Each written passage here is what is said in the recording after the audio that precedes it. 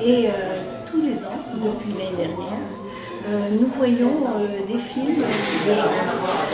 L'année dernière, Terra di Cinema nous a présenté les Peplum. Cette année, ce sont les westerns di Spaghetti. Alors, à l'occasion justement de ces projections, un universitaire de haut vol qui s'appelle Laurent Acne, je crois, ou Acna plutôt, est venu nous présenter le western sous forme d'histoire du cinéma. C'était très intéressant et je crois que tout le monde a intérêt à revisiter ce genre qui est méconnu et qui a eu un succès énorme en son temps, c'est-à-dire dans les années 60 et 70 pour la fin. Alors, à cette occasion, j'ai eu le plaisir de revoir un film de Sergio Sollima, ou Sollima, je ne sais pas, qui s'appelle Colorado, en italien La Resa dei Conti, je crois, et avec Lee Van Cleef, bien sûr, qui était un acteur culte de ces histoires, de ces westerns. Et ce film, Colorado, est un des plus aboutis western spaghetti, dit spaghetti, qui a commencé en 1964 avec Pour une poignée de dollars du mythique Sergio Leone, bien sûr. La musique est toujours de Ennio Morricone. Et Colorado est particulièrement intéressant parce que c'est un western intelligent, en ce sens que le thème en est en fait la justice sociale et la non-acceptation par le justicier du western, qui est Lee Van Cleef, de la manipulation politique que lui propose un des potentats de la conquête de l'Ouest. Alors, en définitive, la personne qui est accusée, enfin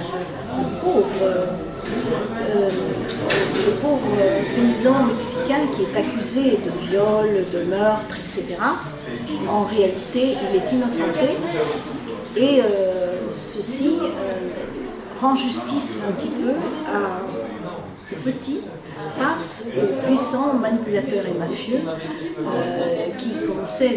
dont le thème commençait à se faire jour à ce moment-là. J'ai beaucoup aimé, mais à part l'intelligence du film et la morale du film, c'était une vraie tranche de cake, parce que c'était vraiment très très passionnant à regarder, c'est spectaculaire en diable, c'est très très bien filmé, mais vraiment avec une précision et un professionnalisme qui est encore peut-être quelquefois rare aujourd'hui. C'est un plaisir de voir ces films, c'est une véritable leçon de cinéma et c'est un plaisir. Voilà. Alors, le deuxième film que j'ai vu était plus ancien que Colorado. Il datait de 1965, donc c'était les débuts vraiment du western dit spaghetti.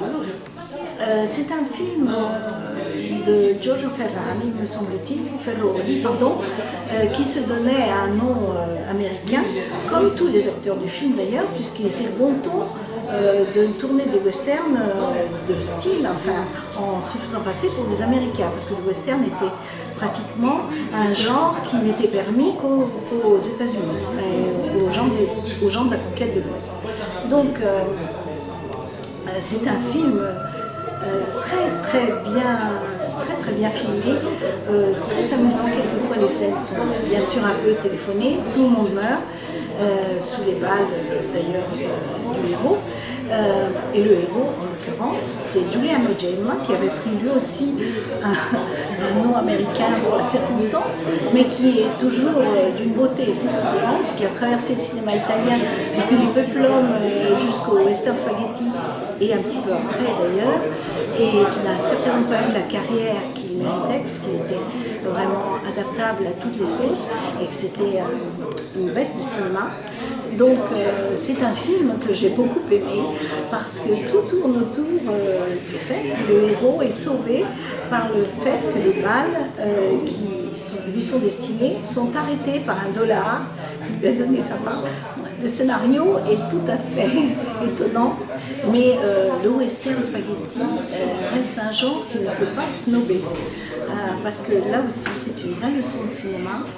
C'est un genre qui a eu beaucoup de succès en Italie et justement parce que c'était un genre, c'était des comédies populaires et elles restent populaires tout en ayant un aspect documentaire qui aujourd'hui nous fait très plaisir parce que c'est un véritable repère dans le cinéma et c'est aussi un véritable repère pour la société parce que s'amuser en regardant des films, en regardant du cinéma, c'est toujours instructif, c'est être mené par le bout du nez du plaisir par un western spaghetti, c'est pas ce qu'il y a de pire. Voilà.